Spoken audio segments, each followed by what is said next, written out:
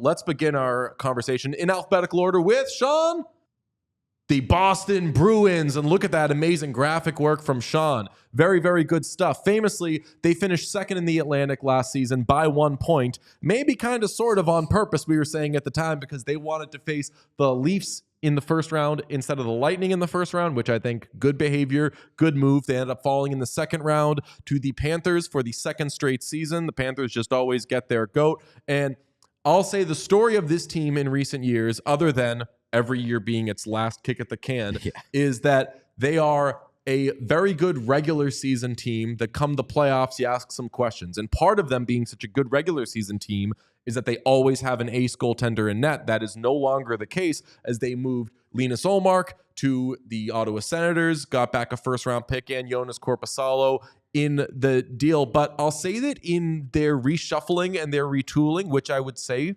was abundant in the offseason, they made themselves a more balanced team, or that had to be their aim. As I mentioned, Ullmark out, that frees up some space. They get Elias Lindholm, who we and you and everybody has said for like years was eventually going to be a Bruin. He was always going to go to free agency. He was always going to become available, and he's a top six-ish center. They get him. They lose a bunch of wings in the process we'll talk about, and they add Nikita Zadorov on the back end, who is a big, strong, kind of menacing defenseman. Beefy. Boston is going to be so horny for this guy, and with good reason. He's not the best player in the world, but I think that the story of the offseason was balance. Yeah, I agree. I think they filled a lot of gaps that they needed to fill. Number one, I think their two biggest pressing needs was number one, find a top six center, which is not easy to do, especially on the free agent market. You don't often see quality top six centers hit the free agency market, and you don't often get one without overpaying. And the Bruins probably did overpay for Elias Lindholm, but he's a player that they absolutely needed. I think he fits the Bruins' DNA very, very well. I think that it is going to be a pretty seamless transition for Elias Lindholm to the Bruins. And so I really, really like that. I also really like the Nikita Zadorov ad. Do I love the contract? Maybe not so much. But again, you overpay to fill a need, and I think that they did it. The Bruins really needed to add some nasty to the back end, their blue line. They've got some quality defensemen. Like, I think the Bruins have good defensemen, but they don't have the guy who's fucking mean and really, really physical. Like, they have Charlie McAvoy is physical, yes, but you don't want him to have to be your physical defenseman. He'll do a little maybe like, does that guy get suspended every now and then? Yeah, but you don't want him to be like the guy that you send out there to be the sheriff. Zadorov now, for all intents and purposes, is their sheriff. Is he like the best shutdown defenseman you've ever seen? No, but he was really solid last year. Oh, yeah. Both in Calgary and in Vancouver. I mean, Vancouver especially. I think he was a really good get for them, and he ends up being a loss for them. We'll preview the Pacific at some point. Again, make sure you subscribe to the YouTube. On the Lindholm thing, they get him to be a top six center, and that's the way that you and I have each phrased it.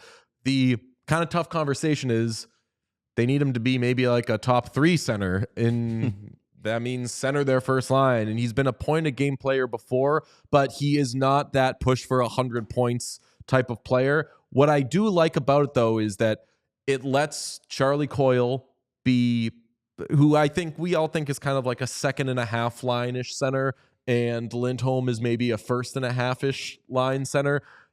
They have guys down the middle now who are maybe just a tick below what you would like to be having playing there, but still, it lets the roster set nicely, and that includes moving Pavel Zacha out of the center position and to wing, which is where he has played best when he's been in Boston. And now you can do the kind of checks mix line and have Zacha on the left, Pastrnak on the right, Lindholm famously not check in the middle. That's a good to really good first line, I would say. Yeah, and the playing Lindholm above his weight class as a one seed doesn't necessarily scare me so much because he's playing with an elite winger in David Pastrnak, who is not just an elite scorer, but also a playmaker. Like, they're going to be good together, and I think they're going to, rising tide lifts all ships. That sort of thing. I think that the Bruins are going to be fine up front in the top 6. Hey, thanks for watching the channel. We appreciate everybody who checks out our stuff, but 80% of our viewers are not actually subscribed to this page, so if you could smash that subscribe button, it would go a very long way for us. The more subscriptions we have, the more visibility we get from YouTube, which allows us to do more. So press that button. Thank you.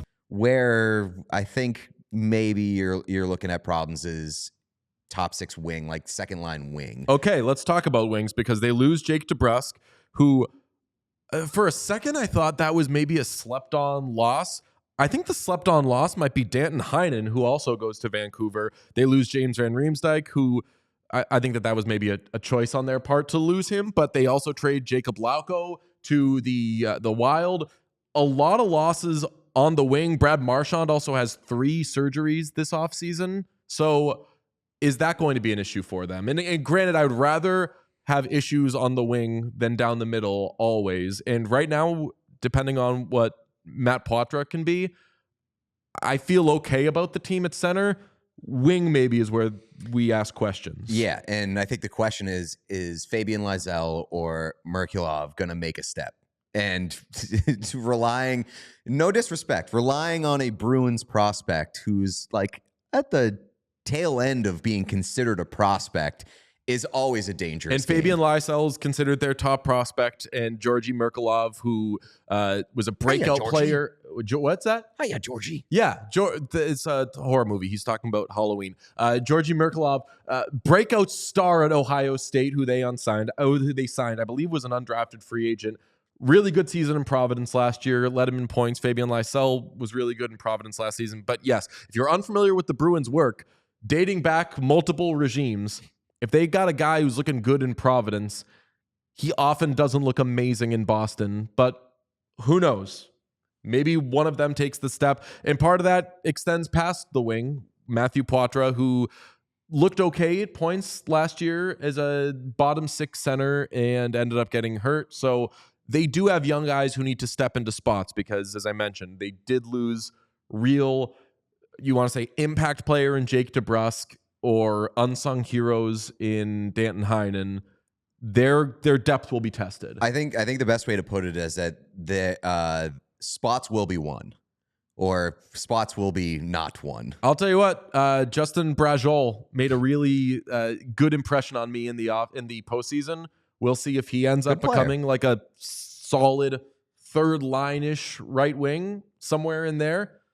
As long as, and Trent Frederick can also play center and you can move him around. So they have candidates for the jobs, but they do have jobs that are still to be won. On defense, we mentioned the addition of Nikita Zadorov. Mason Lohrei will be in his first full season. He dazzled at points in the postseason. Although there's moments with him where I think he kind of looks like he's like a child playing in his bedroom, was like, oh, off the boards, like kind of doing parkour sort of stuff. Yep. But at the end of it, an incredible play happens. So he's a really, really exciting player to watch. We'll see what he looks like in his first full season. The important thing about that, though, is that they can shelter him as much as they need to now. Like, I like their blue line and the makeup of their blue line where, like, you do not need Lohrei to be an impact player.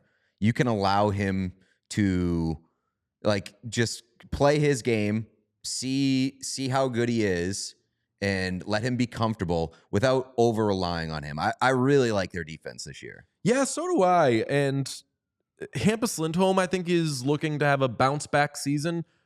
Really good. They have 3, I'll say 4, like all 4 of their top 4 defensemen, if it's Charlie McAvoy, Nikita Zadorov, Hampus Lindholm, and Brandon Carlo, all 4 of those players are no-brainer top 4 defensemen. Zadorov, I would say. Zadorov is fringe. Top 4.5. I think that he's a top 4 defenseman because he's playing with Charlie McAvoy currently slotted in there. Like, I think that he is a second, third pair fringe kind of guy. Okay, that's fair. Maybe I got a little ahead of myself on him. Andrew Peeke was a head-scratching acquisition at the trade deadline last year, but honestly, I think he's kind of fine as a third-pairing defenseman, better than he was in Columbus, so you'll take that. Is Charlie McAvoy, has he reached his ceiling? Yeah. Is there still like a teeny bit of like? I don't mean to answer that question, but you're saying like you're going down the right road, and I think it's fair to ask the question at this point. And in Charlie McAvoy's early years, there was a lot of like, this guy's going to win a Norris, or like, will this guy win a Norris? I feel somewhat comfortable landing in the he probably won't ever win a Norris discussion, but that doesn't mean that he's not an elite defenseman. In 2021-22, he finished 4th in Norris voting. The previous year, he finished 5th in Norris voting. The last 2 years, he has not been top 10 in Norris voting. Was 18th a couple of years ago when they had that historic season, was 13th last year. And granted, in 2022-23, he missed time. So that's sort of explains that.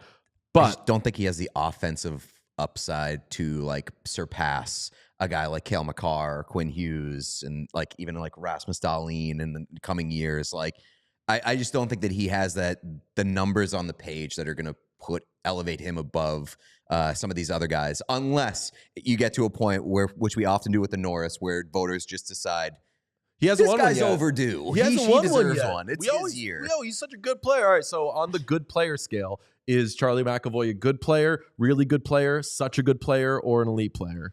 I would say such a good player. I think he's like second tier kind of eliteness. Really good player and such a good player. Yeah. And such a good player is what you want from at least one of your defensemen. That's the scientific way. The most important thing to say about Charlie McAvoy is I think that he is a guy that can be your workhorse and your pillar on defense. Like he can be you can win a Stanley Cup with him as your number one defenseman. Okay, let's talk about the goaltending. They obviously moved Linus Ullmark out. We've had multiple chats with him if you want to find that on our YouTube.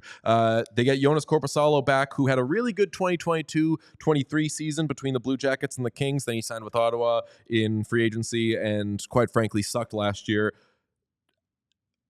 Is he good as a backup / tandem guy in Boston? I think the answer is definitely. I don't know. I think he's... Yeah, I don't know. He was like statistically one of the worst goaltenders in the NHL last year. And I've seen some people say like, well, when Ullmark came in, people weren't crazy high on him and they turned him into one of the best goaltenders in the league. And my response to that is the factual one. Linus Ullmark had good numbers in Buffalo on one of the worst teams and worst defenses in the entire league. The signs were there to suggest that if you put him behind a very good defense, he can be a great goaltender. Those signs do not exist with Jonas Korpisalo. He was a very bad goaltender on a very bad team. Thank you for saying it. Those two have nothing in common other than that at some point they'll have played for both the Boston Bruins and the Ottawa Senators. This is projecting to say that you could bring him in. With Ullmark, it was, if he was good with a bad team, imagine how good he's going to be with a great team. With Korpisalo, we're saying, if he was terrible with a bad team, can he be okay with a pretty good team? And that's not to say that he can't be okay with a pretty good team. I think he will be. I think he's going to be more what you saw a couple years ago. And he wasn't amazing when he was with the Blue Jackets or the Kings, but he was a good starting-ish NHL goaltender. And he'll enter a tandem here. The Bruins, as of this recording, haven't signed Jeremy Swayman. At some point, they will. I'm not super worried about it, although, I don't know, December 1st is getting closer. December 1st. With each day. Well, yeah. I know. Yeah, but please don't fucking even put that out there. I did TV last week, and they were like, do we bring up the December 1st thing? I was like, you know about the December 1st thing? We're not thinking about the December 1st thing, but... I'm thinking about October 1st. Like, it'll be fine. There's so many reasons that like people aren't considering with why it's maybe taking a little long. How about this? 8 goalies started 55 games last season. Jeremy Swayman has a career high of 44 games. He was in a straight split with Linus Ullmark, as he should have been. Jeremy Swayman is unequivocally a lot better than Korpisalo. So does Swayman enter as close to a bell cow as can exist these days? That like 55. We are also like overlooking Brandon Bussey and maybe his involvement in the Bruins this year, which I think it's a lot of money that you're giving to Korpisalo. Yeah, I know. But you can only play the hand that you've got.